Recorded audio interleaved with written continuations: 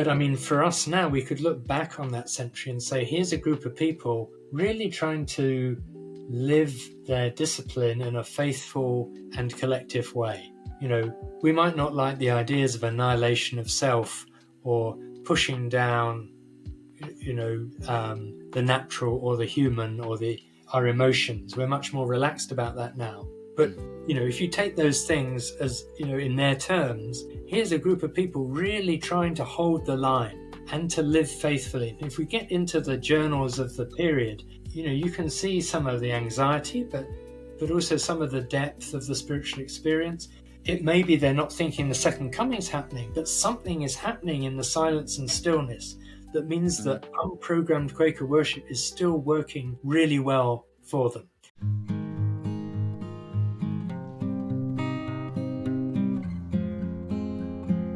Well, I am thrilled, Ben. Thank you so much for joining us on for this episode of Quake It Up. I'm sure many Quakers know you already, but we get quite a lot of newcomers onto the channel, like Quaker curious folk. And so for those people, just let them know. So this is Ben Pink Dandelion joining us for this conversation, and I'm so excited to get on with it. Program leader for research at Woodbrook, the kind of academic wing of Quakerism in the UK. He's also the director of the Centre of Research in Quaker Studies and an honorary professor of Quaker Studies at the University of Birmingham. So we're going to be talking about history today, and this is obviously one of your main focuses. To give listeners and viewers a more specific as what we're going to be talking about is we're going to be talking about the 18th century of Quakerism, which I feel gets a bit of a bad rap. People are very interested in the 17th century, very interested in the 19th century, kind of miss out the 18th century. So using broad brushstrokes, what is this century all about, and what will we be discussing today? Thanks, Ollie. In broad brushstrokes, we're talking about a period in which Quakerism has finally become accepted by the state. It has freedoms for the first time, and it is then very concerned with its own kind of spiritual integrity. And so a lot of the energy goes into kind of maintaining the purity and kind of preserving and presenting the purity of the group. And at the same time, making their way in the world now as part of the kind of acceptable religious landscape of Britain. So kind of two strands we'll be looking at really in today. Yeah, maybe a good place for us to start this is maybe with, as I said, that sort of acceptability that we get towards the end of the 17th century. How did that come about, and why was this really needed for Quakers as well, I suppose? So without wishing to revisit too much of what you've covered before, we can kind of group the 17th century story into at least two distinct periods. The first decade, which often is called the early enthusiasms, a kind of a period during the Republic when Quakers had relative freedom, huge growth, were established, got going, possibly reached 1% of the population of England numerically. And then with the restoration of the monarchy in 1660, suddenly it's kind of payback time for all those people who were displaced during the Republic, during the Commonwealth. And for many Anglicans in particular, Quakers have been the most awkward of the sects, the rudest, and, the kind of greatest thorn in their side. And so in 1662, there's a Quaker Act which outlaws basically meetings of more than 5 Quakers in worship, and then a whole series of acts around conformity and non-conformity. And so between 1660 and 1689, maybe 15,000 Quakers are imprisoned for one offence or another, and over 400 die in jail. So this is a 3 decades of intense persecution. It fluctuates, but generally it's a difficult time for Quakers. Many will emigrate to William Penn's Quaker colony in the New World. But in 1689, you get the Act of Toleration, which just changes everything because Quakers and other nonconformists are then allowed to worship as they wish. And then in 1695, there's another Quaker Act, but a more benign one, which allows Quakers to affirm where in certain situations where previously they would have been penalized for not swearing an oath. So by the end of the 17th century, Quakerism can kind of heave a sigh of relief. And whilst George Fox is dead by then, and Robert Barclay and William Penn is very distracted, and Margaret Fell by this point is, in old age, there is a kind of a new generation of people who are suddenly find themselves legal and citizens rather than outlaws. I'm interested with, because you said that we've got this after these more liberal acts coming in that allowed Quakers to be Quakers, and I want to pair that maybe with the trauma that of that generation as well. For this new second generation of people who were born as Quakers, they probably have a very kind of mixed bag, because on the one hand, it must be relieving to be able to be Quakers and to do Quaker things without fear of, the authorities coming in. But on the other hand, they've got, their whole parents' generation, which was a really traumatic period. So what maybe are the markers of this new generation then? What are their concerns? What are their focuses? Great, that's a great question. Thanks. So, I mean, we've got the trauma of the kind of period of persecution. We've also got the trauma of the English Civil War, or the War of the Three Kingdoms, as it's often called. So we've had successive layers of trauma, really. And as I say, Quakers have been largely cast as outlaws, suffering imprisonment, not shying away from it, but, and clear that they're the true church. And I think that's a really important thing. So, often say that other than getting food on the table, the most important thing at the time is whether or not people are going to be saved. And really, Quakers are claiming a monopoly on salvation. I mean, other groups won't agree with them, but for the Quakers of the 17th century, they are the true church. The only way to salvation is the Quaker way. And so naturally, the children of Quakers are brought up as Quakers, because if you care about anyone, you want them to be saved. And that's the impetus behind the Quaker mission of the 17th century. The good news is Quakers have the answer finally. It's bad news if you're not a Quaker, but you can become a Quaker. It's universally accepting. It's one of the, probably other than the General Baptist, the only group that's offering universal salvation as well. Everybody can be saved, not just a predestined elect. So, there's great hope, optimism, clarity, certainty, if not arrogance, around the Quaker way being the way. So what you have then, as you say, with this next generation, is a group of people born into the true church, but critically, who have not had the same, or not necessarily had the same spiritual experience as their parents. Yeah. And if we look at the stories of the first Quakers, they have these really dramatic transformational moments. George Fox is lost his hopes in all people and nothing outwardly to help him, and suddenly he hears a voice. Margaret Fell is in the pew at Ulverston Church and is reduced to tears as she realizes she's been stealing Christianity. We've all been thieves, just thieves. Yeah. James Naylor's at the plough. So these are really dramatic moments. And there's a lovely study by Nikki Coffey Townsley that shows that as the century wears on, these moments are less dramatic. They tend to take a little bit longer, and they're expressed in Quaker writing in less certain terms. So there is a shift in the nature of spiritual experience, but that's still the dominant narrative, what we'd call convincement. Quakerism through a kind of personal conviction. And these, if you're being brought up as a Quaker, you're essentially waiting for that moment that Robert Barclay, in his great apology for the true Christian divinity, has promised will come to everybody, that everybody will have a day of visitation. And he said, but for some it may come at the very hour of death, as it did to the thief on the cross. But, but it will come to everybody. So these younger Quakers are waiting for their moment. And there's some lovely, passages about how they're kind of waiting faithfully.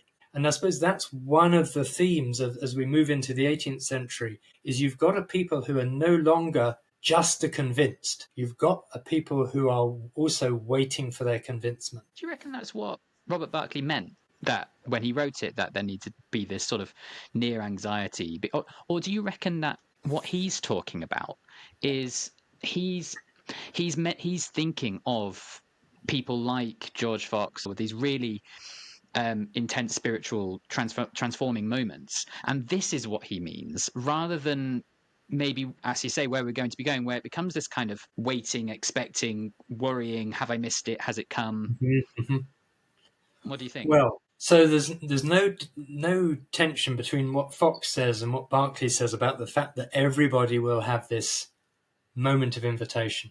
I think where Barclay differs from Fox is that he then says, however, if you outlive this day of visitation, there is no possibility of salvation for you. And that's what introduces the anxiety. So, and I think what he's doing is doing something rather clever here, because he's having to defend Quakerism against all the charges. And here's Quakerism coming along the mid-17th century, full of itself. You know, we don't need any of the things that these other Christians think are necessary. We don't need special buildings, special people, outward sacraments. We can just sink into silence and stillness, and God is at hand. We have this intimate relationship with God. And we claim that everyone can be saved, and in this life, and perfected in this life, we can resist sin. And of course, very quickly, they have to work around that. You know, like, how come that Quaker's drunk in the street or in the wrong bed? Or, you know, and they basically say, well, either they're not a Quaker, you know, they look like a Quaker to you, but they're not. Or the other way around that was that every Quaker had a different measure of the light, and you just lived up to what you could, and then more would be given you. So really early on, they're needing to defend these claims. And of course, people could then say, well, if you say everyone's saved, how come that person died totally unregenerate, you know, murdering and stealing until the very moment of death? And what Barclay's doing, I think, is an intellectual workaround, saying, well, you know, they did have their invitation, but they outlived their day. They basically turned their back on God. And so he can claim both the universal invitation and the fact that not everyone, you know, looks like they've experienced it. So there's an element of choice there, free will, I suppose. Yes, absolutely. Okay. Though, yeah, if I have it on a little bit longer, I mean, they're also very concerned as they move into the 18th century about the human emotions. Right. So the will is a dangerous thing, you know, and one of the reasons we haven't paid so much attention to this century, or don't find it so palatable, is that, you know, there's a lot of talk about annihilating self or pushing down the self. Now, they mean something slightly different from the way we might talk about it today, but the human part of our nature is dangerous. You know, it's full of emotion, will, pride, agency, and these are the things in particular that 18th century Quakers are concerned about. So, you know, you need to be really careful about the natural as opposed to the supernatural. And natural becomes a dirty word in the way that world or worldly had become a pejorative phrase for 17th century friends. So actually, I say free will as like a good thing, but actually Quakers might look at that and say, hang on, that's something maybe to be a bit concerned about. Okay. Right. So this period then, I've talked about this before on the channel, but I do want to maybe get your view on it as well. Is sometimes known as the Quietist period of Quakerism. And I suppose a lot of that is maybe to separate it maybe from, as you said, the sort of the zeal of the 1650s. Quietism doesn't just mean quiet. Can you maybe explain to us what is Quietist Quakerism? Where's that term coming from? Okay. Does it have anything to do with Rufus Jones, perhaps? And so on. Well, the term actually is introduced in 1876 by one of the evangelical historians of Quakerism. Again, in a pejorative term, but it's used so because it was pejorative even then. Okay. Yeah. Well, for an evangelical Quaker in the later period, Quietism has been a very unhelpful path. It's been too inward-looking, less concerned with mission than it might be. less biblically focused than it should have been. So Rufus Jones, who you mentioned, a 20th, late 19th, early 20th century historian, has a very mixed understanding of Quietism. Doesn't see it as so kind of degenerate, but also is quite critical of it for not being more kind of in the world. But the term is used essentially because there's seen to be, by these later scholars, a kind of correspondence between the Quaker spirituality of the 18th century and the writings of continental Roman Catholic Quietist thinkers. So that's a technical term for people like Jean Guyon and Molinos and Fenelon. And these writings by these Catholics, mystical writings, which emphasize an inward withdrawal, are very popular amongst the Quakers at the time. There is clearly a resonance. But other scholars, including Rosemary Price, has argued that actually, you could see the very beginnings of Quakerism as Quietist. You can see Robert Barclay as Quietist. And that in some ways it's an unhelpful phrase that kind of separates the 18th century off too sharply from its legacy and, well, its ancestry and its legacy. I mean, yeah, because they talk about the long 18th century, and with Quakerism, it can be particularly long, especially if you think that it goes eats into the 1600 end of the 1600s and eats into the beginning of the 1800s. It's a behemoth, but a behemoth that I think we don't know very much about. So I'm guessing we're getting the sense then that this is in this form of Quakerism, as we get into the 1700s, the first generation of Quakerism, I think George Whitehead dies in 1720 something. He's the last Valiant 60 member. So that's when 18th century Quakerism begins, but we've discussed that it's maybe a bit more porous than that. We've got a more anxious people. We've got people that are maybe more looking for this day of visitation and they're looking for their salvation. Is it quiet? And I suppose, is it quieter also in the actual sense of the word quiet, that maybe we're not causing such a ruckus anymore either? Yeah, I think it is. I think it's Barry Ray, the historian, who's drawn a comparison between someone pouring blood on the altar at St. Paul's in 1662 and then someone being disciplined for being too outwardly expressive about their Quaker faith in the early 18th century. But there are monitors appointed to awaken the sleeping during meeting. This is a quieter Quakerism. It's one, I suppose, I talked about that intimacy with God that the 17th century Quakers had. And I think what happens here is a kind of slight sense of disconnection, an aspiration towards that intimacy with God, but not that it's just there in the same way as the 17th century Quakers expressed it. So basically you get then 18th century Quakers feeling themselves on the natural plane, as it were, this rather dangerous place in the midst of a corrupt and corrupting world, aspiring to the supernatural. So literally God-fearing, but also world-fearing. And so you also get this picture of a kind of a group that's gathered in and behind a hedge. And Quakers did use this term, the hedge, which is the space of God's protection and power.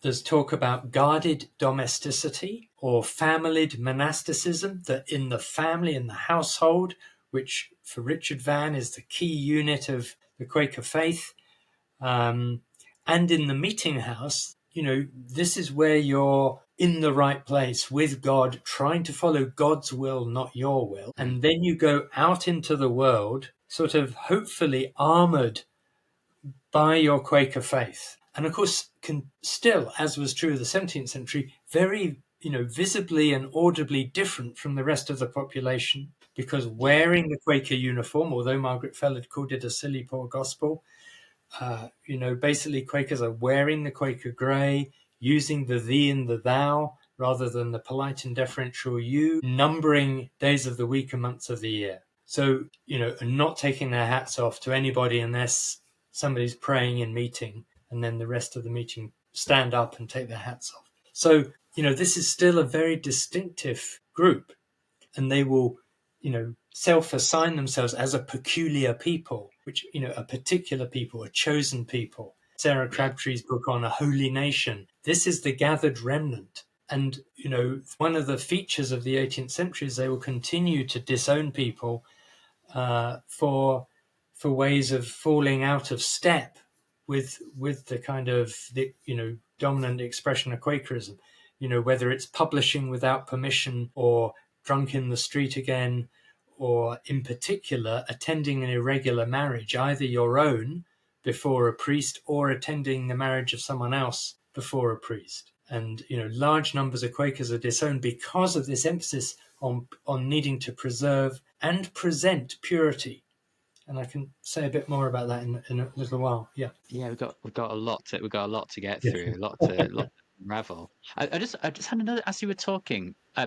I've been fascinated. I think one of my favorite phrases from the early Friends is the phrase that Christ has come to teach his people himself. And I just wonder, again, comparing, because I think that we're sort of there comparing this the 17th century and the 18th century.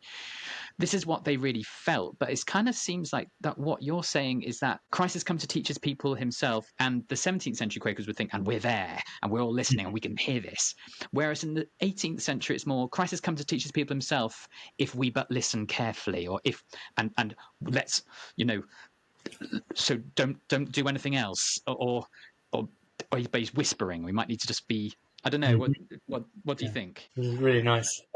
So one of the ways we could look at the first period of Quakerism in the 1650s is in terms of a sense that Christ had come again, and this was actually the time of the second coming, as foretold in Matthew in the book of Revelation.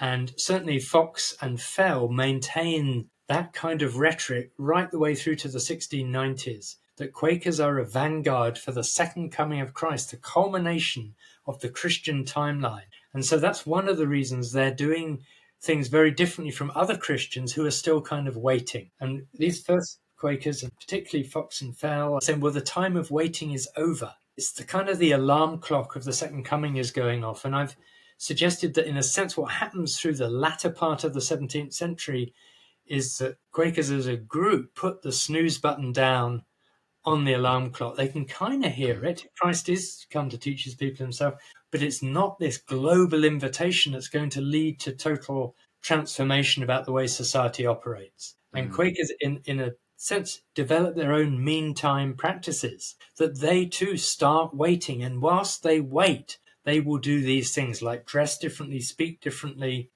build meeting houses, start setting up a committee structure, start in 1737 drawing up lists of members to see which meeting would give poor relief to which friend. These are kind of, we're here for a longer haul now, and so we need to start organizing. 38 is the first book of extracts, basically the forerunner to Quaker faith and practice and books of discipline globally, that, you have to start teaching the Quaker way. You have to start codifying the Quaker way, because you've got these people born into the movement, and most are still being born in at this period, not coming in through mission work anymore, who need to be helped to understand what Quakerism is and how to live the Quaker way.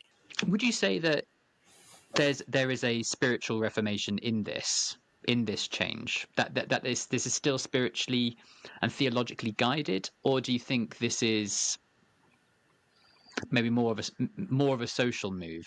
I think both. If you talk to I think if we were able to talk to the Quakers at the time, they're hugely concerned with spiritual integrity, with diligence, spiritual diligence, with obedience to seeking and following the will of God. And there are extreme examples of this, which I can share with you.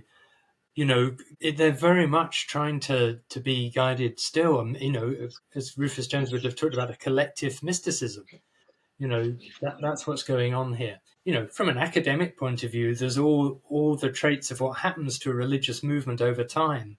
That it starts to gain organization and becomes, socially settled in some way. But I think from the Quaker writings, this is still a period of deep spirituality, and of real moments of intimacy with God. We get John Woolman during this period, American New Jersey Quaker, desperately trying to do the right thing and follow what God wills of him and of other Quakers. You know, when he comes to leave for England in 1772, you know, there's about four ships he could have taken, but he's not clear that's the one that God wants him to take. And so, you know, and in the end, he leaves home early in the morning without saying goodbye to his family because, you know, he feels pushed. Do you think it was inevitable?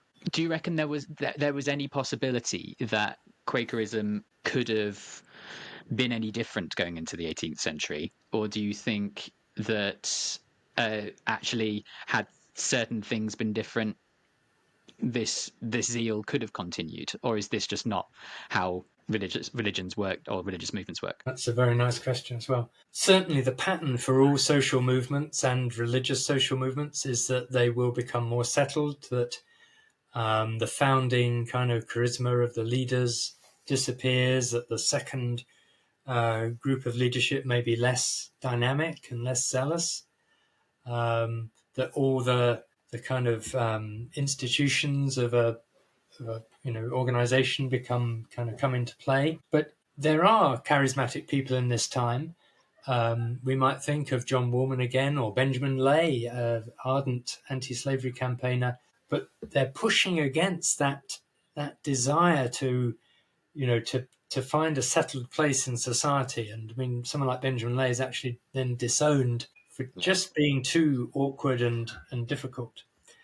And following his own will, he's too singular. And singularity is also really something to be guarded against. You know, Christ has come to teach his people himself, and so therefore there will be a unity in the group. And if you're breaking with that unity, that's possibly a sign that you are kind of, walking disorderly. So I think we've set a lot of seeds, a lot of wheels turning there. And I think it would be really good just to kind of maybe get into some of those things. I think one of the things that I think turns a lot of people off when it comes to this century is this idea of discipline. Mm-hmm. and the role of Quaker elders in this time. I think maybe we should also maybe talk about plain dress as well and what that was about.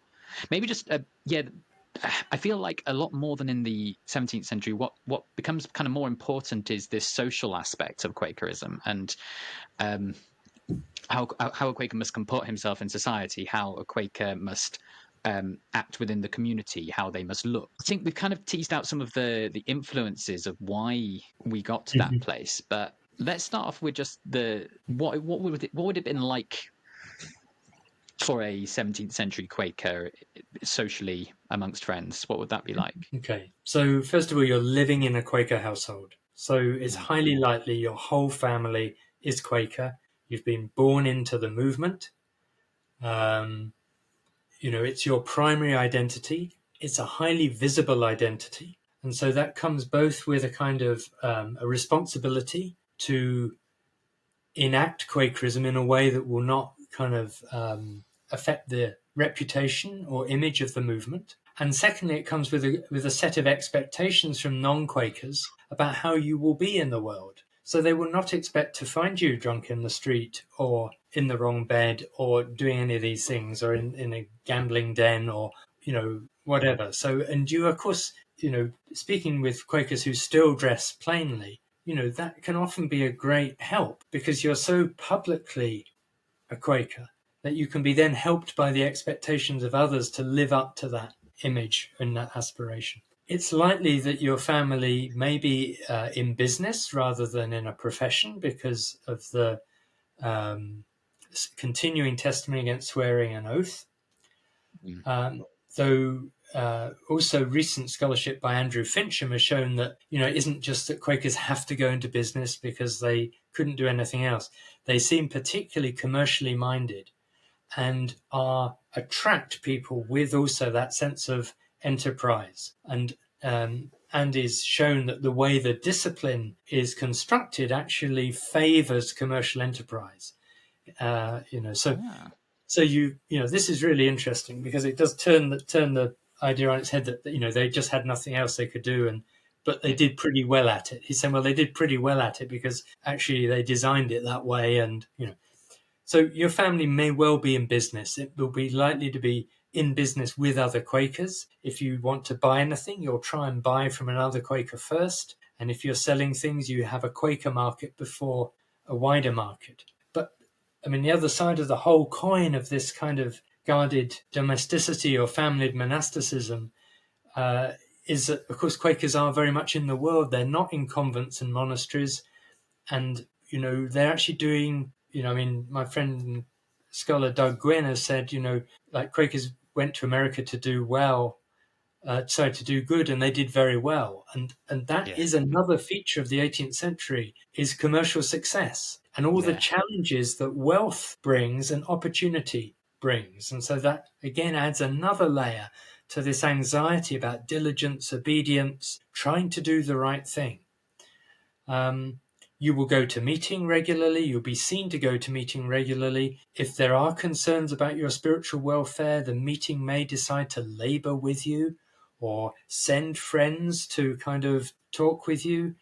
There's a large part of meeting life is about maintaining the discipline, maintaining Quaker discipleship, maintaining the holy nation as the gathered remnant. And numbers go down because of the disownments. But that's just proof that this is the pure church. It's just what's going to happen to the pure and true church in a corrupt and corrupting world. So there's no anxiety in this period about falling numbers. It's almost a hallmark of, spiritual integrity. It's the narrow way, isn't it? That's in the Gospel of Matthew somewhere, isn't it? Yeah. Yeah, narrow path. Yep. So how does this work then? So we talked about this hedge, and you talked about this sort of familial monasticism that was kind of going on. But obviously, this is a metaphorical hedge. There weren't Quaker quarters, were there? It's not like these are where all the Quakers live. Yes. So these people were way more in the world than they used to be. Yes. And so let's talk about how they looked then. So if you were a non-Quaker and you were, say, in 18th century York, for example, you might not know, Ben, but I'm a proud son of York, and obviously a good hub of Quakerism throughout history. Say I went back to the 18th century and I was walking around, how would I recognize a Quaker? What would they be doing? What would they be wearing? What would they be saying? Mm-hmm. So, and York is one of the places that Quakerism grew in the 18th century. So, yeah, you're on good ground there. It's a good, solid capital of Quakerism, Ben, I would say. Okay, yeah. So, I'm talking to you from Lancashire, but we won't get into that. So, yeah, I thought I knew of this, but I thought I would just push the Yorkshire angle first. Yeah, but do continue. Yeah, okay. So the first thing is that, a Quaker is going to be wearing a broad-brimmed hat. We can think of the porridge packet, a plainer kind of uniform. This is for the men, and for women, a plain dress with a bonnet, very unadorned. Peter Collins has used plain as a verb, that Quakers are involved in planing their lives, both inside their houses and in the way they kind of present themselves in the wider world. And I mean, as early as the 1650s, George Fox is advocating plainer forms of dress, no unnecessary buttons. Don't let your lapels be too wide. It's about superfluity. It's about vanity, individualism. So any of those things are to be guarded against. And so you will find very plain forms of dress. I mean, Elizabeth Fry at the end of the century, part of the Gurney banking family, has, coloured boots with coloured laces underneath the Quaker grey. And, that shift, particularly amongst the urban elites, is often referred to as, the gay Quakers, the frivolous Quakers, who were beginning to push against this discipline by the end of the 18th century. But then she has a conversion experience back to a plainer way of being. And so there's this constant, kind of interplay, I suppose, between the individual choices and the organizational norms. But, because you're so visible, you're visible to other people and you're visible to your community, one slight little bit of flourish or decoration is going to be is very noticeable. The other way is you're going to hear Quakers because they're still using thee and thou, rather than you, and they're naming numbering rather than naming days of the week. So, it's pretty obvious who is a Quaker. And they are looking distinctive because they're feeling distinctive. You've got to remember that right the way until the 1820s, Quakers are saying, we are the true church. And, therefore, A, everyone else is wrong, but B, we need to, mark ourselves off from the worldly folk who, are part of the corrupt and corrupting world. That's just that's always struck me as a bit of a strange move. That it's, but then maybe it's just part of this sort of the way that religious movements work, where because the early Quakers were so keen on spreading it and spreading Quakerism and converting people, and they were big on this, and then it became, as you say, this sort of shoring the ship and create. And I just find that, I'm not sure if there's anything else you wanted to say on that as to why that might have happened. I think it's about energy, and if for some reason the energy is turned inwardly to the chosen people rather than to those who could then join the chosen people. There are people that come into Quakerism in this period, and there does grow this major tradition of traveling in the ministry, where people will feel a leading and will then get a certificate of release from their meeting, essentially a traveling minute in modern language, which will be quite specific. It might be, yes, you're given a certificate of release to go here or to go there or to go there with this person, and then you can come back and we might give you another one. And I've just been reading a lovely new thesis about May Drummond, a Scottish Quaker, who in the end is disowned because she starts preaching without a certificate. She does her own thing, basically, and you can't do your own thing. No. So, but the traveling ministers will hold public meetings as well as, find what they would call kind of occasions to speak to, the Quaker faithful. But the energy is around, is directed internally. And I suppose that's the difference. We have to remember as well that the kind of Quaker population is a much smaller percentage of say, British population than it was in 1660. A large number of people have emigrated, others have fallen away, died, or just left. And then you've got this smaller group. The estimate is it will be 20,000 by 1800.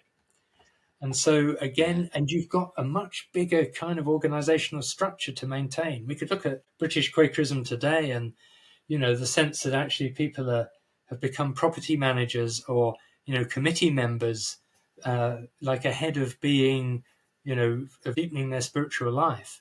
And now you've got Quaker property to look after. You've got lists to maintain. You've got things to publish, queries to answer from the yearly meeting at each occasion. And so that whole organizational apparatus takes energy and time. Do you think one thing that I'm interested in is, do you think that this helped preserve Quakerism? Do you think this was the right way for Quakerism to survive then going into the 19th century?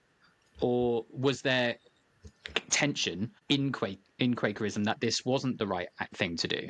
This wasn't the right way of being Quaker? Well, one of the challenges is that the people who really disagree leave, and then their dissent is kind of silenced or invisible. So as far as I can see, there are not huge debates going on within the movement. There is, you talked about this possibly as a spiritual kind of reformation, and there is a shift, definitely. But what happens in the 1750s is there's an explicit kind of sense of needing to reform Quietist Quakerism, because the sense is it's become lax, and even whilst it's been trying to protect itself against worldliness, it's become too worldly. People have been tempted by their wealth into consumption and spending things and being quite out there with your wealth and display. And so in 1760 in Britain, there are elders appointed to visit every meeting to try and nurture the meetings back into a kind of a tighter spiritual discipline. And 1783, this book of extracts, the first book of discipline, is then printed. and will become the first printed book, which then carries on in each generation. When you talk Process of about revision. this laxness, Yeah. when you talk about this laxness, do you mean? I'm guessing what they mean when they mean spiritual laxness is not that they're all completely in line with Barclay's 15 propositions. You probably mean that they're lax, as you say, maybe on this in terms of social Quakerism rather than theological Quakerism. Would that be right? Yes, I think that's right. It's about how they are in the world. And of course, in Philadelphia, in Pennsylvania, Quakers have been basically running the colony, even whilst they've been a numerical minority. But in 1756, the Quakers withdraw from the assembly rather than vote vote for more war taxes, because William Penn never, and the Quakers that follow him, never have complete control over Pennsylvania because it's still a crown colony. And so in the end, in Pennsylvania, Quakers withdraw and say, okay, well, we just can't maintain our spiritual integrity while still running the assembly. In Britain, of course, Quakers have never had that political agency. There's still a whole load of things that Quakers can't do. They're still being penalised for not paying tithes right the way through to the middle of the 19th century. They can't go to the universities. They can't join the professions. They can't become a member of parliament. So in a sense, Quakers are still swimming upstream, and that and kinship and the kind of small sense of geography in Britain kind of binds the group together in a way, and so there is this kind of difference between Quakerism in America and Quakerism in Britain. Let's go there then, because one of the sort of the trademarks of this period is the idea of transatlantic Quakerism. That this is the time when things we've got the founding of Pennsylvania, for example, by William Penn. We've got mass emigration. I think they said where like pretty much every Quaker in Wales just left, right. and things like that. And so So I suppose I'm guessing the reason why they went is because of religious toleration, but obviously that didn't also happen. Can you talk to me maybe about why Quakers maybe went to America and then what they found when they got there? So as you say, every Quaker in Wales went off to Pennsylvania. They did go for religious toleration. They would also have gone for the possibility of economic opportunity. And of course, William Penn needs people to come, and he's got a kind of prospectus, and he's kind of saying, look, come here, total religious toleration. And that's why the Quakers will very quickly be outnumbered by Mennonites and by, other groups of people just seeking a place to come and follow their religion without penalty. Penn is never really able to enact the constitution that he wishes because of this, being a crown colony, doesn't have free reign. He's also kind of, torn between different kind of economic interests and trying to run it from Britain and, this kind of thing. So, but basically it would have gone to a land of opportunity if they'd survived the passage, and many didn't. But to a new and different, hopeful economic structure, one where there was greater freedom, and certainly in Pennsylvania where there was religious toleration.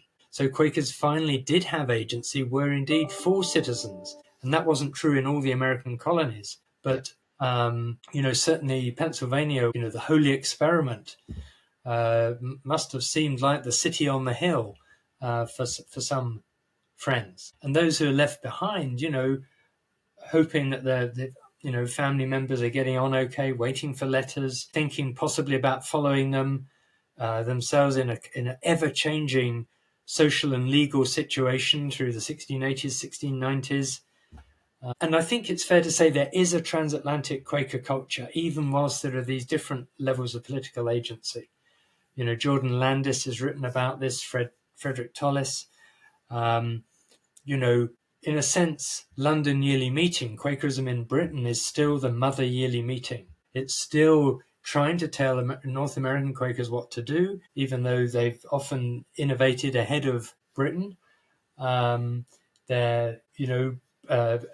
American Quakers, follow the British Quaker line over the American War of Independence or the Revolutionary War. and are then seen to be basically siding with the British by their fellow Americans. And so, there are these tensions. And I think it's probably only in the 19th century we really get, again, there are strong kinship ties as well, and that counts for a lot. But in the 19th century, we start to get greater divergence. Yes, I mean, I of course, yeah, because I'm guessing because it's a small group of people who can only intermarry, can't marry out, Yes. and so this doesn't matter if they go to America or not. That'll still be the case. That the kinship, I hadn't really considered that. Must be bigger than, say, Baptists in Sure. in Boston versus Baptists in Northamptonshire. Yeah. So what we're saying is that Quakerism on both sides of the Atlantic were precisely the same, similar sorts of people, similar sorts of social levels. For example, when John Woolman left America to go to visit, and he does obviously die in England, he would have seen both meetings. Would he have seen exactly the same type of people and the same sort of community? Yes, I think he would have. I mean, a different context. Um, I mean, obviously a more settled urban structure, I think, in Britain by that point. But yeah, a similar kind of people with similar concerns. He was worried about their spiritual laxity as he was about those back in New Jersey. And British Quakers were highly suspicious of him, appearing in undyed clothing. This was he indeed just too singular? Then gradually, even in a short visit, he impresses and wins people over through the way he is a Quaker, his ministry in meeting. Some of his concerns might have seemed rather radical, that he wouldn't take a mail coach because of the way the horses were treated, and indeed the way people could be run down by them in the night if they weren't careful. And so he has a set of concerns that placed him in a way ahead of other friends. And I mean, that's always been a feature, that I think that there have always been Quakers who have been pioneers in terms of social reform that now we look back on and love, but at the time we might have given a hard time to. And that does raise questions about, who are the pioneers now and who are we giving a hard time to that later we might need to listen to. Because we talked about John Woolman, obviously really big in arguably probably the most famous Quaker for Quaker reasons. And he came from this period. Who do you think are the main players in this century, Quaker-wise? Like, if we're going to be, it doesn't have to just be from like a social side of things. It could be from a theological side. If we're going to be looking to the people to lead us as 18th century Quakers, who are we looking to? Okay, I think this is another difference, is that there are a less distinct set of leading friends, and part of that is this concern about individualism. But there are people, obviously, with the gifts of leadership, and we've got Samuel Bonus writing about the qualifications to be a gospel minister. We'll have the Fothergill brothers, John Churchman, George Whitehead, who does live until 1723. Is very important at just holding a steady path. Is not necessarily the most kind of dynamic and exciting Quaker, but he keeps the show on the road. In lots of ways. And then at the end of the century, you've got, some of the Gurney family members emerging, and you've got the Darbys, and you've got people doing different kinds of things. So you've got the Darbys at Coalbrookdale pioneering, industrial innovation in all kinds of ways. You've got banking families like the Lloyds, but I suppose in a sense of, if I try to think of who the spiritual leaders, maybe the Fothergills in Britain, and then people like Catherine Phillips and Sarah Lyons Grubb, whose writings become, revered and seem to be very helpful. They're writing kind of memoirs and extracts in a way that Fox's journal was seen to be kind of offering advice to future generations of friends.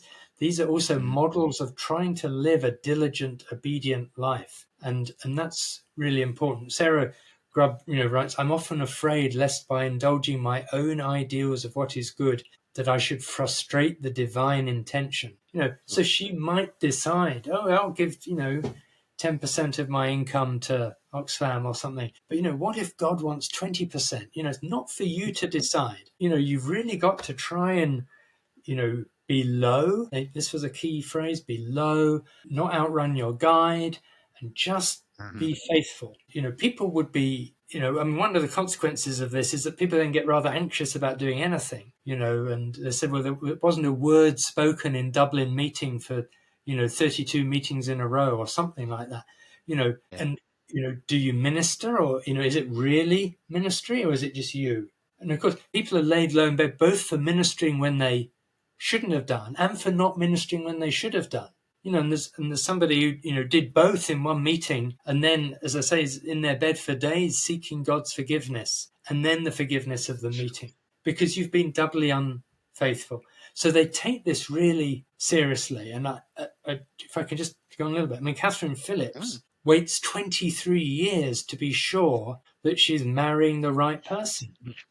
And she's met this person and they're drawn to each other, but then he's not really spiritually mature enough for her. And then later, in fact, they both kind of become slightly attached to other people, but then that doesn't work out. And then they meet each other again.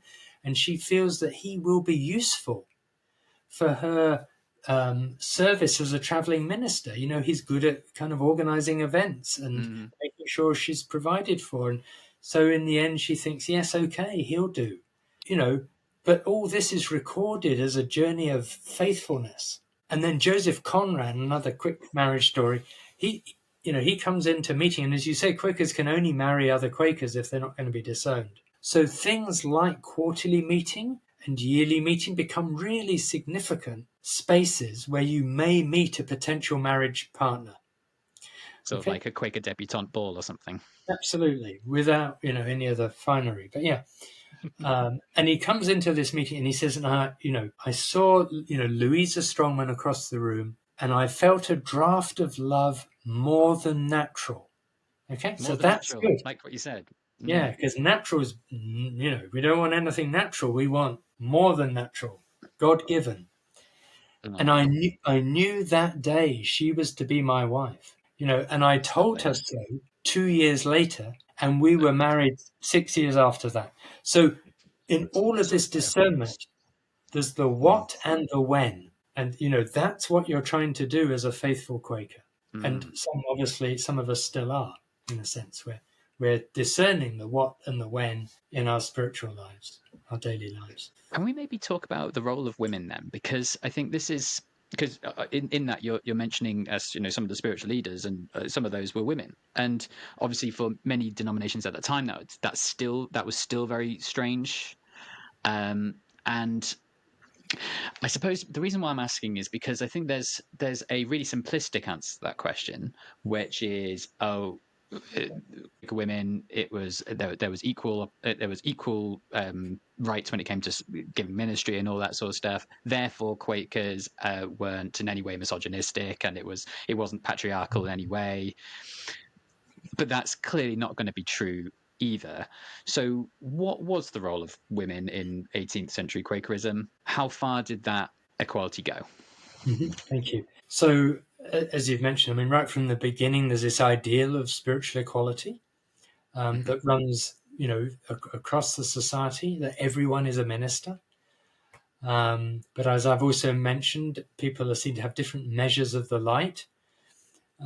So people have different gifts and different measures of the light. And in 1675, Fox and Fells set up a structure which involves separated women's business meetings, because essentially the men are not listening to the women. So I think we have a more nuanced understanding of what equality means. Equality within the kind of social context of the time. It's still radical, but it's not equality in the way that we might think of it today. Right. And so when those separated business meetings are set up, it's highly gendered. The women are looking after pastoral care, marriage, the discipline of other women. The men are looking after property and theology and money and, kind of men's stuff. And, and there are men's and women, but there isn't a women's yearly meeting until 1784. So when we talk about yearly meeting in the 18th century and late 17th century, we're really talking about men, gatherings of the male Quakers. And, by the end of the 19th century, when there are moves to have united meetings again, some of the women are concerned that they will actually lose their voice, at least their agency within their sphere. And so, in 1909 is the first united London Yearly Meeting, united in the terms of men and women being in the same space to discern the same business. So we Sort of need to put leaving that that in. century. Yeah, Sorry, we need to put it in really wide perspective, and Mm. it's the 1990s before there's a woman director of Woodbrook, before there's a woman recording clerk for Britain Yearly Meeting, before there's a woman general secretary of FWCC. This has been a very slow, long haul. And while we're Yeah. on that, I mean, we can also talk about the Quaker record with trafficking and the enslaved. And again, this kind of myth that everything is, Quakers are at the forefront of abolition. It takes about 100 years for Quakers in North America to unite around abolition and for British friends to really become clear that this is the way. And I mean, colleagues at Woodbrook now are working on, a really interesting project that will be out next year about how Quakers justified enslavement and trafficking, and there's lots of ways they're doing that. And basically, as well as being patriarchal, I mean, we've got racist Quakerism, and again, it's very easy to look back now, but I mean, and apply that label. But, Quakers are always of their time. Yes. We're especially without the nature of, closed proto communities, and especially now in Britain Yearly Meeting, when 90% of us are coming in as adults, we come in with all the stuff we've been brought up with, all the stuff that's surrounding us in society about, differentiating social rank and hierarchies and who them might be and what they are like. And when we talk about spiritual equality, where are the young in this? And, and where are the young now? Are they to be seen and not heard, as I was told as I grew up? So we've got a lot of work to do, both in revisiting our history as friends and in really living out this idea of equality and equity now. Well, you've preempted me perfectly, because I did want to talk about Quake, because again, another hallmark of the age was, especially moving into America more so, but obviously still in the UK as well, is Quaker involvement in enslavement. But also maybe another really interesting, and this started in the 17th century as well, is the Quaker involvement with Indigenous peoples in America. I read there was we were talking just before we came on about Quakerism in the transatlantic world and in the Atlantic world and stuff, and there was a really interesting article in that about often Quakers didn't mean to do a lot of the things that they did. One thing that they mentioned was the introduction of pastures, and the idea that Quakers saw pastures, because they read the Bible and stuff, as pastures as being very holy and very things that we must therefore have in order to create this holy experiment, this idea. But by creating these pastures, so basically before we came to they came to America, they saw no pastures, they thought therefore unholy, therefore bad, and so we need to create these pastures. So therefore they needed to push the wildness away. By so doing, therefore obviously ruining, stealing land, breaking down, and bringing in obviously animals and causing the diseases and so on. But just maybe we can flesh this out, talking about what the relationship was between Quakers and the Indigenous peoples, and where that went maybe well and where that didn't go so well. Yeah. So one of the pictures you could have on your wall in the 18th century, because art as well was seen to be dangerous. Art, theatre, novels, all might excite the emotions and play into the natural and the human.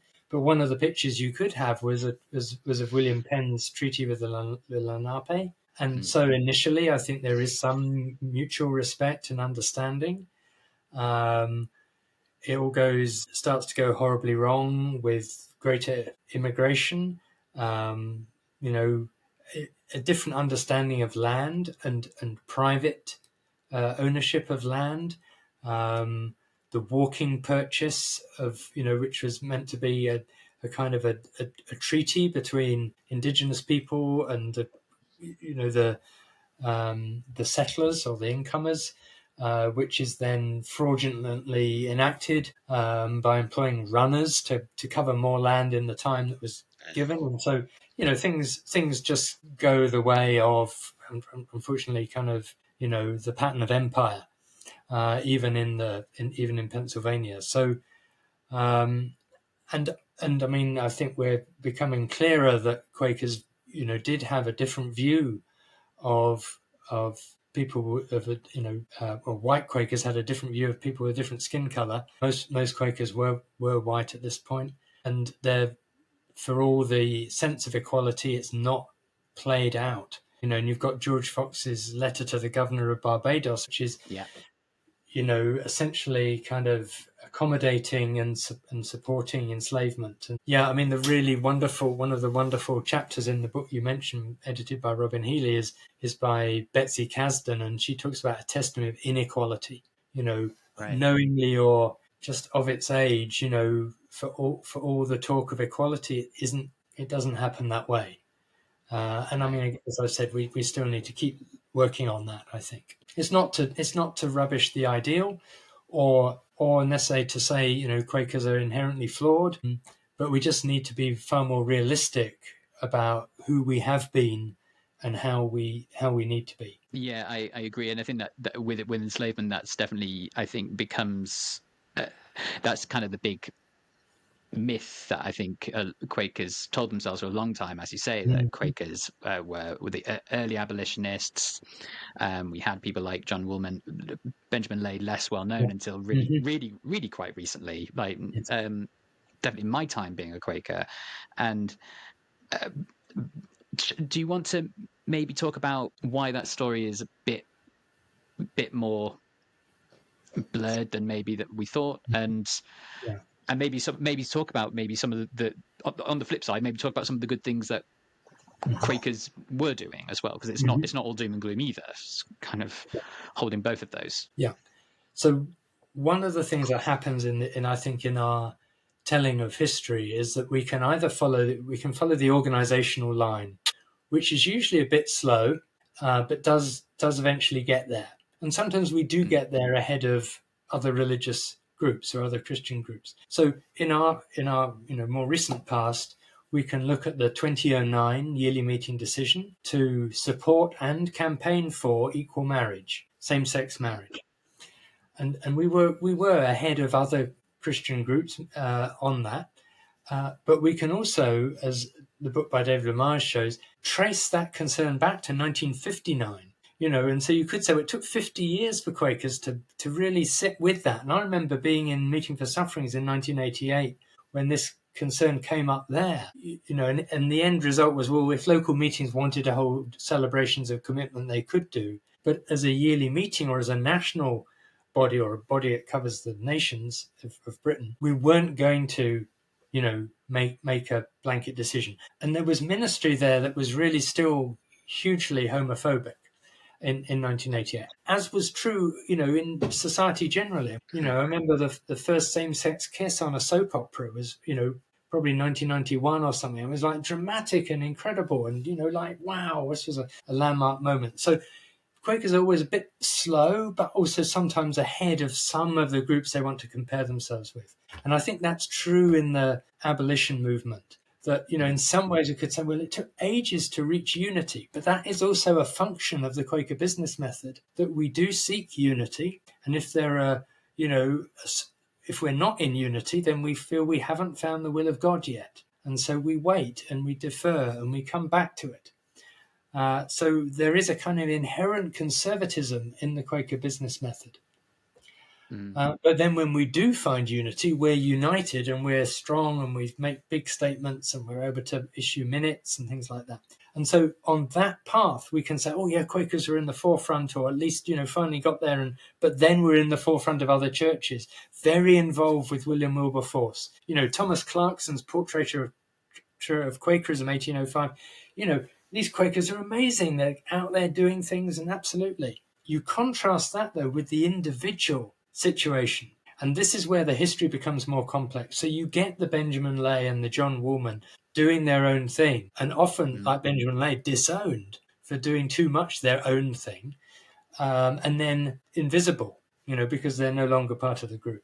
Their ministry, invisible, written out of Quaker history in a sense. But you also get, of course, the individual who's highly involved in, shipping and, trafficking, without that necessarily coming before the meeting, because it's not a meeting operation. And the work of Anne Morgan at Lancaster has just pioneered a whole lot of local Quaker history research about what individual Quakers are doing, possibly with the knowledge of their meetings, but not pushing against the statements of their meetings, because the meetings may not yet have come to unity on that, or outlawed, in Quaker terms, involvement in the shipping, the trafficking of enslaved peoples. Yeah. So we've got a whole complex raft of history. When we get into the local history, we're often looking at individuals rather than meetings. And then the question is, well, how come that person gave such a huge donation to the meeting? Where's that money come from? And I remember talking to people in one meeting and said, well, I'm not sure we had any involvement with it, but and then in the second breath, they're able to say, well, we've got huge amounts of endowment, and you think, well, where did that really come from, consciously or not? And of course, recently we've got, Joseph Rowntree, the Rowntree Trusts actually looking into their past and issuing this public apology in 2022.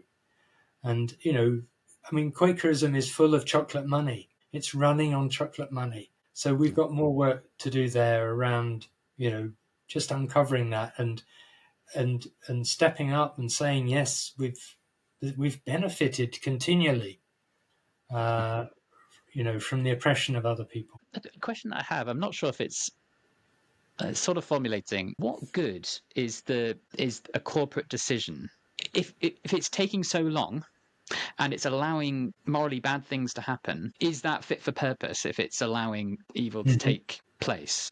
Yeah, okay. So it's fit for purpose in that it's seeking God's will still. Mm-hmm. And what to us, of course, appears morally repugnant might be morally ambiguous then.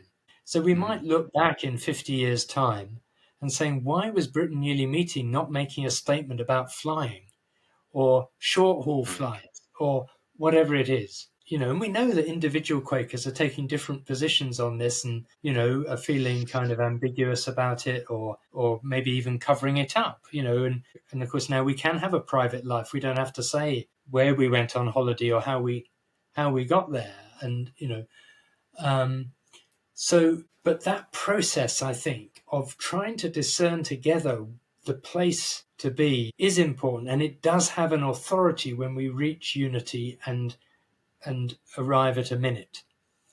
And the morally ambiguous or morally repugnant might still carry on undercover, but there is a position, which will both be aspirational and affirming of people's desire to live in that place, as well as offering a pressure for those who haven't quite got there, who are wearing their sword as long as thou canst. So I think this process is useful and in the end does achieve useful things. But of course, always there will be people who feel both kind of left ahead, why is the yearly meeting taking so long of this? I'm fed up with these Quakers. They're so slow and reactionary, and there are people who are left behind, as there were in 2009 on the same-sex marriage minute that felt they could no longer, really be part of a group that was pushing for something that they did feel was morally repugnant in another way. There's kind of always competing claims going on and people living with their consciences in, that can lead them in different directions. 1/3 of Quaker men, eligible Quaker men, joined the forces in the First World War. And many of them wrote back to their meetings and said, I realize I have to give up my membership. But the meetings then said, well, you followed your conscience. And I don't think any of us can really judge what to do in this situation. So even whilst the yearly meeting was always wholly opposed to armed conflict, there was a lot more kind of ambiguity locally. And I think we find that over a whole range of issues, whether it's flying or diet or whatever issues there are now, over reparations. Quakers are not, we've got a lovely minute saying, well, we need to be thinking about this. But, then we start thinking about it. And of course that, there's so many variables and complications. And so we are thinking about it. But for some people, it's a horribly slow process. Why should it be so difficult? And then for others, well, this isn't going to solve anything. And so, yeah. And often I think we just need to listen to those outside of Quakerism. For a steer, we often try to do too many things on our own or in our own kind of intelligence. And, there, like on reparations, there are plenty of black-led organizations that are, can help lead the way. Do we have any sense of what Quakers thought about enslavement? Obviously, we have Benjamin Lay and John Woolmans who were actively saying no. But what was the more general Quaker response, both in America and maybe in the UK as well? I think, to put a broad brush on it, it would have been a dehumanization of the enslaved people, that they somehow had a different role to play in society, that the wealth created enabled Quakers to enact their ministry. I mean, this is maybe a slightly harsh line, but these are the kinds of arguments that are coming to light now. That there's a kind of economic opportunity and that people have a particular place in society. And there's particularly kind of convoluted arguments around suffering as well, that, that suffering isn't necessarily a bad thing. I mean, it was kind of valorized by early Quakers. And so you could look at the suffering of enslaved people, even whilst Quakers were responsible for it, and say, well, of course, this may help their spiritual journey. But I mean, even when enslaved people were freed, often they were in huge indentured debt. And while Quakers were very opposed to debt themselves, they were not averse to putting other people into debt, which is just bizarre. And again, well, this, might be a way of disciplining them or helping them kind of lead a more kind of structured, strict, faithful life. So there's a paternalism, clearly a kind of this true church is sure it's got it right in really rather unsavory ways at times. And then that gradually shifts through to a position of realizing that this is a moral wrong. But even then, it's often economic arguments that are used to try and convince not just Quakers, but then those in wider society. You can, freeing the enslaved will not bring economic disaster. What was it about Quakers then that meant that that an abolitionist stance was taken maybe quicker than in other groups? I mean, there are other groups which, lots of Christian groups, which obviously could have done similar. Why was it the Quakers in particular, do you reckon?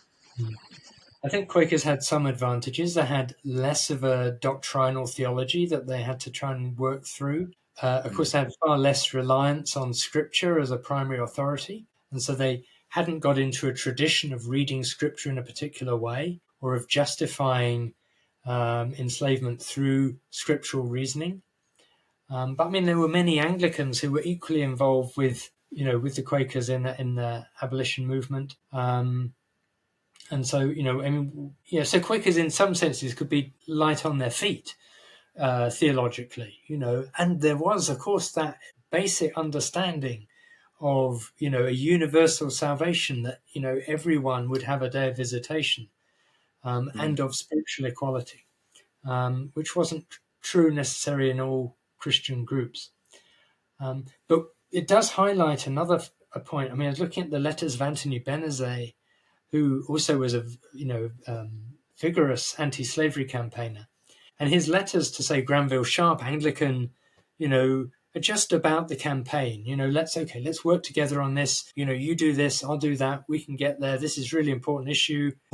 It's interesting. He's not offering him any spiritual counsel. Benezet will then get letters from other Quakers, maybe of a more personal nature, saying, well, I've been offered this. I could become governor of this or take up this position in this company. And he's really, sharp on them. Be careful of your will in this, or of your ego, of your pride. He's still trying to keep the discipline of the chosen people. He's not really worried at all about the spiritual well-being of Granville Sharp, the Anglican, because he's an Anglican, he's not part of the true church. And so even in these campaigning groups, you get kind of pragmatic allegiances that don't extend to kind of a sense of spiritual comradeship. That will come in the 19th century, where Quakers will stop seeing themselves as the true church and see themselves as part of the true church, part of true Christianity. So I think we're starting to get there now. So I think we're starting to see then that there's, because we started off this conversation maybe with a sort of shoring up of the walls, this hedge coming around, and with talk of abolition, and then talking with people from other denominations, and these even pragmatic but still allegiances with people outside, we're starting to see something a bit different. I would argue we're moving from this arc community in the storm to going out a little bit. Is this where you would say we start seeing Quakers as people of action, which is something which I think would maybe identify people probably more than obviously than plain dress and stuff nowadays? People, a more clear identifier of the Quaker would be someone as a person of action. Is this where we might start seeing that, would you say?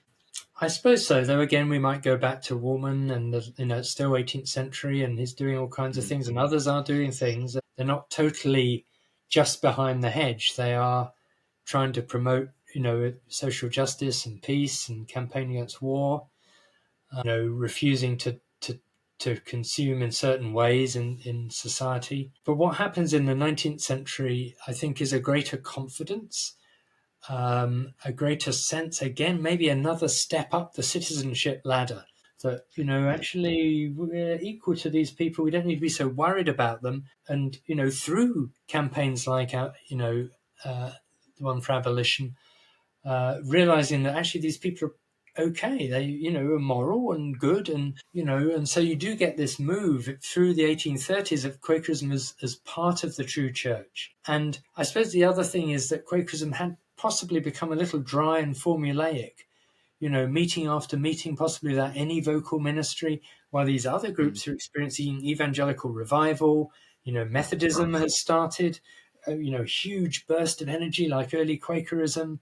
In Warrington, there's a group called the Methodist Quakers, and Quakers end up becoming Methodists. But John Puncheon wrote, he said, after the 1650s, Quakers never again were ready to become a mass movement. But people are drawn by this energy, and so there is this greater kind of sense of evangelical sensibility, which becomes dominant in British Quakerism by the mid-1830s. You can see the language of yearly meeting epistles change, a greater emphasis on scripture, a renewal of interest in mission, of philanthropy, adult school movements, home mission. So in that sense, very much Quakers in the world, but working now with others. And that will then lead to the question about, well, why do Quakers need to be so particular or peculiar? Which in time, by the 1860s, will lead to the abolition of the rule about only marrying another Quaker, will lead to the way that plain dress and plain speech can become optional. And in fact, gravestones are allowed for the first time since 1717 in 1850. I suppose the question then is, what do you think are the lessons learnt from the long 18th century then? For the reformers of the 19th century, they've learnt that it doesn't work, in a sense that, numbers have just gone down and down. If you're interested in mission, this is failure rather than the success of the narrow way. That the rules are outdated, that there's no need to be so separated. All of those things will change through the 19th century. But I mean, for us now, we could look back on that century and say, here's a group of people really trying to live their discipline in a faithful and collective way. We might not like the ideas of annihilation of self or pushing down, the natural or the human or our emotions. We're much more relaxed about that now. But if you take those things as, in their terms, here's a group of people really trying to hold the line and to live faithfully. If we get into the journals of the period, they're you can see some of the anxiety, but also some of the depth of the spiritual experience. People are still, it may be they're not thinking the second coming's happening, but something is happening in the silence and stillness that means that unprogrammed Quaker worship is still working really well for them, for many people. That, you read the accounts of the people traveling in the ministry, they are living accompanied lives. They're, and at the same time, these Quakers are facing the challenge of trying to live in a world that's highly countercultural to them. They're being innovative in industry. They're, wheeling and dealing with each other, but also with everyone else. They're still partly outlaws. I've talked about tithes and things that they can't do. All of that will only end in 1871. It's about the last rule where you could then work at Oxford or Cambridge as a Quaker. So we only get Quakers as full citizens in Britain in 1871. And that will release a whole other, trope of kind of pride and hubris. But, but I think for these 18th century folk, they're doing what they can as they can. And there will be bits we don't like now, and they we're learning as we're learning now about things that are morally wrong. But I think, are trying people in a positive sense. And that's maybe all we can ever hope for. What do you think then is there an area that you think has been really misunderstood in this century, or is there an area which you think needs to be developed further, researched further? Yeah, so it's been very under-researched. We've got, a little bit of research on some of the key individuals. The book you mentioned is a great step forward, but there's plenty to be done. I mean, I think particularly that question about the leaders, who's actually, in positions of influence, what really is the position of women in this period, and far more as we're continue to uncover the local histories and the involvement in enslavement and trafficking. So lots to be done, and we should get over our dislike of their particular understanding of the human and the natural. I wonder, it's because I think you are right though. It's a lot more about family, isn't it, in this period? Not just in terms of how this works socially, but in terms of this is we get ideas of Quaker families being like you talk about the Grubbs, for example, the Frys, the Gurneys. We later on we get the Roundtrees as well, which we've mentioned. It becomes less about the individual and much more about these family units, and like the Cadburys as well. Another classic example of people who, for really long times in Quaker history, are the ones who are leading it. The amount of times there's a Cadbury that's leading the way in Britain in a meeting during the 1800s is like pretty much the whole century. So I think that's maybe where. But I think this is where people struggle with the 18th century, because it's so easy to fall in love with, any of the many really great early Friends and their writings. Yes. Even if you're just thinking very superficially, right at the top, you've got Margaret Fell, James Naylor, and George Fox. Even if you just look at those three, you've got so much really deep writing to read, and that's just right at the surface. Whereas there just there isn't that in the 18th century. So I think it's hard to connect with for that reason, maybe because of that lack of an individual to really like support and root for. Yeah, and I think we like the drama of the 17th century writing. It's really clear. So for all that, those of us in British Quakerism are very permissive. And, we love the zeal. George Fox saying, "Well, you're all wrong, and this is the way to do it." And I mean, even Woolman's writing is not as dynamic in that sense. It's much more measured. And I had a dream, and this came to me. And then I thought, I shouldn't do this, and I shouldn't do that, and then I would have told them that, but they didn't all pay attention. Fox is, I mean, the partly the difference is Quakers are writing tracts in the 1650s to tell the public, this is the way, and we don't really ever get that again in Quaker history. Either they're talking to other Quakers, or they're never again claiming that Quakerism is the only way. And of course, it's these private journals, isn't it? And it's not mass public Yeah. things that you can disseminate. I think we've both been skirting around it. I'm not sure if you've been doing it on purpose, but I've just finished. I know she was a PhD student of yours, but I've just finished reading Zealous by Erica Canela, Mm. which that opened my eyes as well. Obviously, that's about early Quakerism, but Mm. talking about actually that how how difficult Quakers were, and that they were troublemakers in many ways. And we look at that and we think, oh, that's lovely, go them. Yeah. We love that. But actually, it was very socially subversive what they were doing, and it was a genuine concern, not just for the people in charge, but just for your average Yeah. person. If you had Quakers in your community, then they were potentially going to upend social order, and then what will happen to your bakery? You wouldn't get that in the 18th century. Not in the same way. No, I think because of this concern to present purity, and there's a lot of concern about reputation. And so if you've done something which might result in disownment, you would be required to come before the meeting with a statement of confession, and you would need to read that before the meeting. Okay, so. And you had to take this process seriously. You couldn't say, "Yeah, got married to that person, but I'm not going to do it again." It'll be, one single offence, first time, let me off. You had to be contrite and remorseful and understand, what you'd done wrong.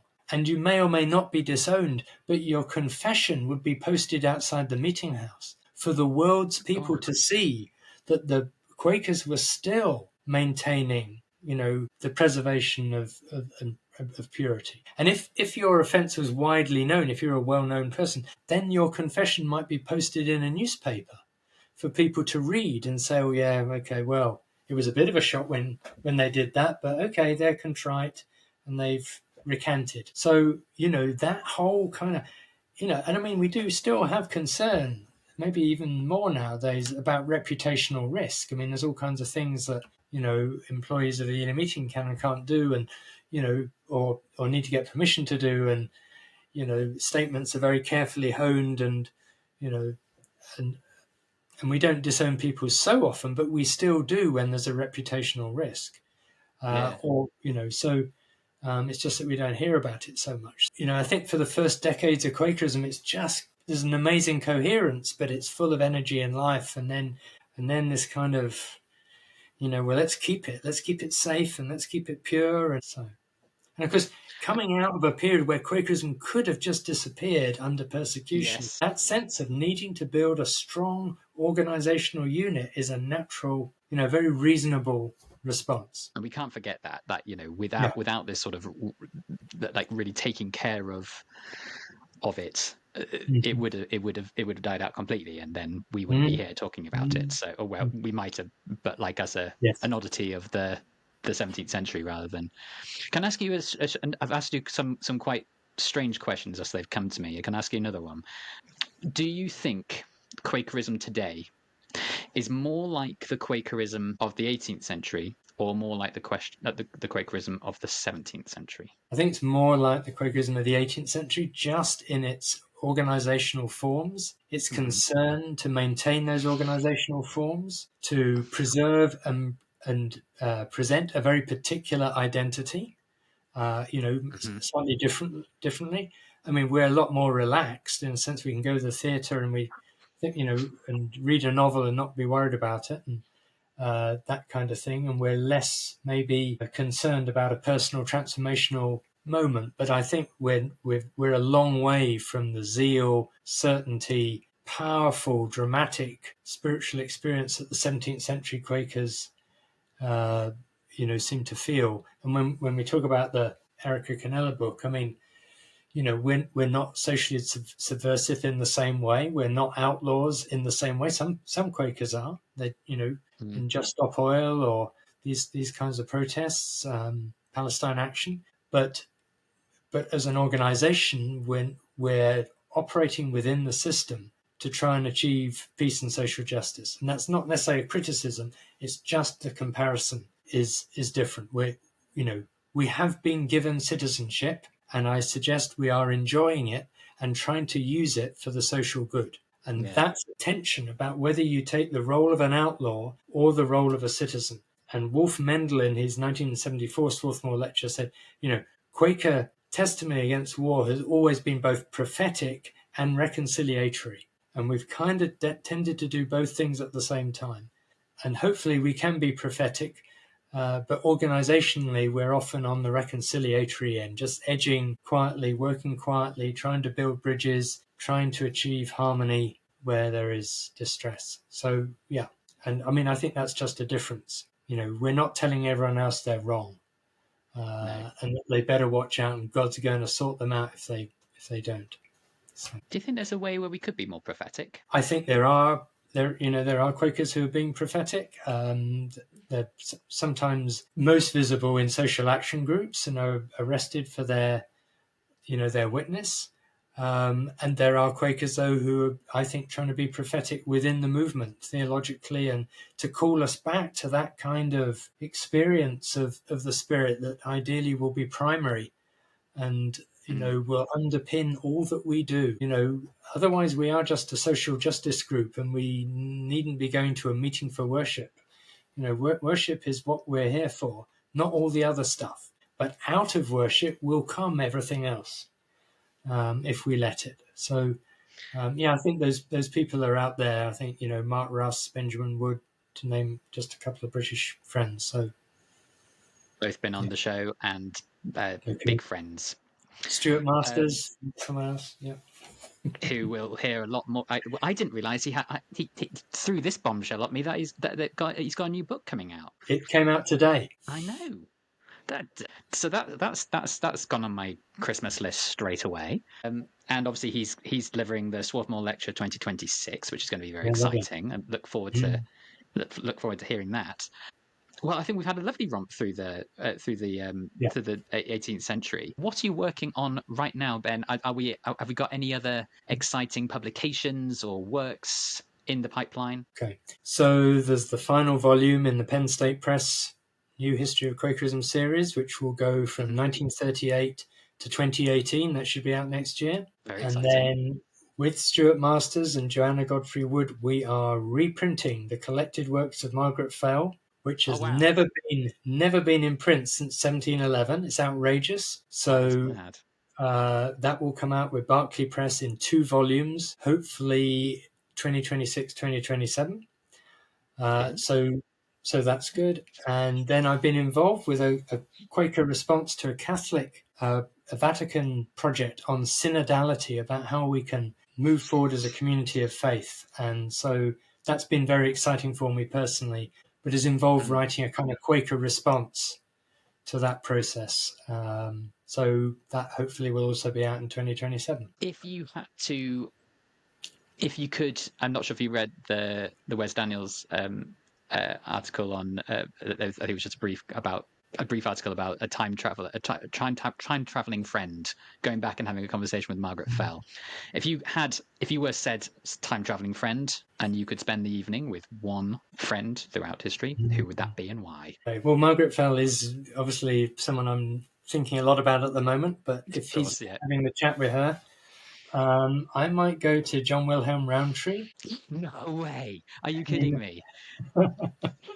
He's literally my most favourite Quaker ever. Okay. That's hilarious. I'd love to. You must tell me why. You must tell me why. Okay. So, I mean, here he was, probably the architect of, a vision of Quakerism that has set us off in Britain the way we are today. I think it's probably gone in ways that he didn't imagine or couldn't foresee. And in fact, there's some work going on now with one of our students saying that actually, even the moment he dies in 1905, just age 37, the vision starts to unravel because different ones of his colleagues take it in different directions. So if that thesis is borne out, that will be very exciting because it will allow us to understand more why we have become the way we have.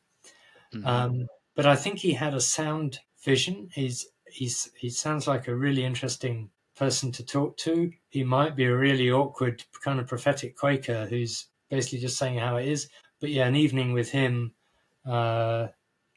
out in Scarborough somewhere would be lovely, or in York. Yeah, I'd have to join you. Yeah, that'd be. Yeah. Yeah, I'm so glad you said that. If you had to recommend one theological book about that really explains the depth of Quaker theology, and maybe similarly for history, where would you look to? Okay, probably go to the Oxford Handbook of Quaker Studies, which I had the privilege of editing with Steve Angel. 37 chapters, really good material, and it runs through the whole history and indeed the theology of Quakerism. Not maybe as globally as we would have hoped for. That's coming later in the Penn State book, but I think as a starting point that would cover both of those things, that would be good. The other ones, though, would be Robin Healy and Carol Spencer, the Penn State volume on Quaker women's experience, which follows on from Katie Gill and Michelle Tata, 1650 to 1800 Quaker women. So we just need to understand what's going on for the majority of the Quaker population, which has really been, not hasn't been written about as much as it should have been. I suppose a question that's maybe more interesting to me than anyone else, but I'm going to ask anyway, just in terms of, because you delivered the 2014 Swarthmore lecture, and I'm just curious as to what that was like as a process. I'll put a link to it at the bottom, but as I've got you, like what was that like to do, and how did you find it? Okay, so the invitation came by phone, and I just said yes immediately because I trusted the discernment of the committee. It's a committee I had been on, in fact, clerked twice in the 1990s. So, and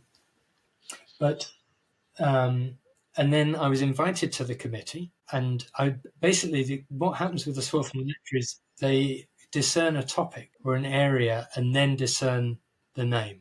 And so they've been very clear that this 2014 lecture was in the third year of a yearly meeting process on what it means to be a Quaker in Britain yearly meeting. And so the topic was quite clear, and my name had occurred to them. And I then went to the committee, and what was interesting is that everyone on the committee had a very particular view of what they would like included. So, I mean, it was like, so Ben, this is your lecture, but do put this in. Oh, can you put that in? And of course, we're going to keep it totally, one of the reasons the lecturer's name is only announced quite late in the day is because you can be lobbied basically by people to include various things. Anyway, there's a very interesting process where everyone said, well, no, you will include this, won't you? Were you lobbied? Well, only at that point by the committee. So then two friends are appointed to work with you. And I brought back a very rough draft, what we might call a drafty draft. And essentially it didn't go down very well because it was seen to be too belligerent, possibly, or too, dogmatic. And also its structure wasn't quite right, and then took it away again.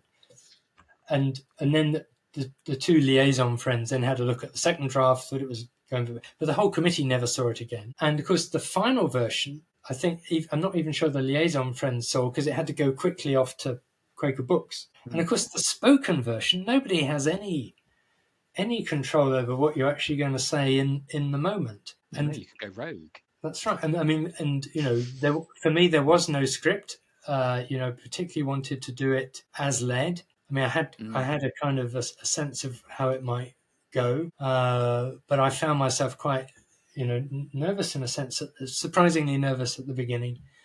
2,300 Quakers in the tent at Bath. Yeah.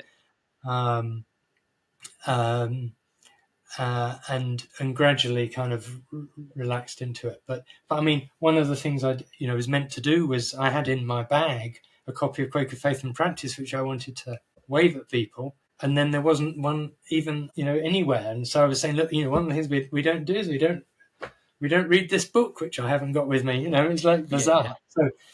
Yeah. So people have said that the spoken lecture actually was easier for them to hear than the book. The book is slightly more, comes across as more dogmatic, and but the spoken one, I mean, I was talking to people. I was not, I wasn't wishing to alienate anyone. But yeah, I mean, one of the things it did is that I'd been working for Woodbrook by that point for nearly 20 odd or more than 20 years. Always as a Woodbrook tutor, you're saying, well, that's interesting, and let's hear a bit more about this, and being very kind of just trying to facilitate conversation. And what the lecture did is it took me off the fence to say, this is where I am. And I suppose things have never been quite the same again. I mean, people know or have a view of whether they like it or don't like it, but this is what Ben thinks or feels, and so the teaching since then has been slightly different, because I have developed more of a voice of my own rather than just trying to facilitate conversation. Yeah, it's helped to sort of really focus when you're given that opportunity to actually consider it. Then that makes sense. I suppose then my last question might be, just in terms of Woodbrook, what are there any particular courses that you are either running or that you are particularly excited that might be happening in the future that we could be, that you could tempt us with, maybe? Okay, well, in the very near future, and probably too quickly for this, next week is see how quick I can do it. Okay, is a day where those who've been doing some of the local history into Quaker involvement in trafficking and enslavement are going to share their experience of doing that. And we've got someone from the library at Friend's House offering tips on how to get into this research. So that's very exciting. We've got a George Richardson lecture, which is an annual lecture in Quaker Studies, December the 9th. On anti-slavery, and George Taylor, an anti-slavery campaigner. So that's always good, top quality scholarship. But I mean, obviously I work for Woodbrook, but we're just bringing out a new program full of just super exciting things. Whether your interest is in the academic, the spiritual, building community, witness, and as I said, next year we will have this, the culmination of this work by Ben Wood and Lily Chadwick on, the theology that accommodated enslavement, the theology of abolition, and a theology of reparations for Quakers to consider in Britain. That'll be good. So that's, I think, going to be really significant, and I'm really looking forward to that coming out. That's been commissioned by the Reparations Working Group.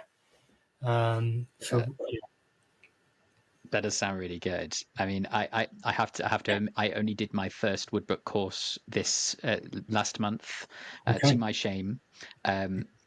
It was one on Quakerism, Wisdom from Middle Earth, by Ben Wood. Ben Wood, yeah.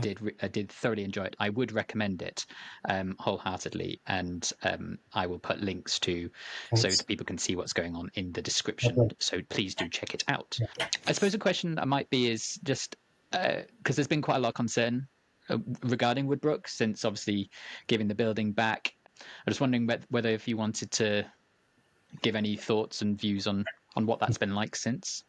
Okay, thanks. So it was a very sad moment, 120 years of being a centre for Quaker learning. The good news is the building's being used really well. It's short-term housing for key workers at the Bourneville Village Trust, the inheritors of the George Cadbury estate, able to, do the work that was required on the building, keep it in good shape. At Woodbrook, we have an office next door at Fircroft, where two of my colleagues work, and that's lovely. And the kind of, Fircroft was also set up by one of the Cadburys, so that's a very nice kind of circle. Yeah. And Woodbrook itself is thriving as a learning organisation. So, we're a smaller group of staff, but we're no longer obviously needing to be worried about a leaking roof or, energy bills and these kinds of things. And we can really focus on what we're on in the sense on our ministry of providing learning and education for friends globally now with, the use of online courses. So, and I'm also getting out and seeing people with Woodbrook Where You Are, going to different meetings, which is lovely. We have postgraduate days for those in our postgraduate programs. But the online offer is working so well because people, can just kind of look up and think, what's on tonight or what's on next week? Or precisely. Just sign up, not need to book travel or anything like that. And there it is. And there we are. And, yeah, everything's going really, really very well. So whilst it was a sad moment, it's also offered Yeah, sure. new life and new opportunity. And I think we're offering more things for more people in more places than ever before. Yeah, I mean, I'm not sure if it's just because I maybe become more aware of it, but yeah, just the amount of courses and the difference, as you say, that really encapsulating different parts um, of of theology, of action, and all sorts. There's something for everybody. Is I think That's right. what we must say. I can't tell you how excited I was when you said yes to coming on. That I was so excited. So really, thank you for your time and for sharing with us the all things 18th century. It's been a real pleasure. It's been a pleasure. Thank you, Ollie. And everyone for watching, thank you very much for watching, and hope you've learned a lot as well. Please do check out some of the things in the description to find out more about Ben Pink Dandelion and Woodbrook and so on, and I'll see you in the next video. See you later, everyone. Thank you very much for watching the video. If you liked it, please do click on the thumbs up and the subscribe button to get more videos about Quakerism in the UK today. It really does help, and thanks once again.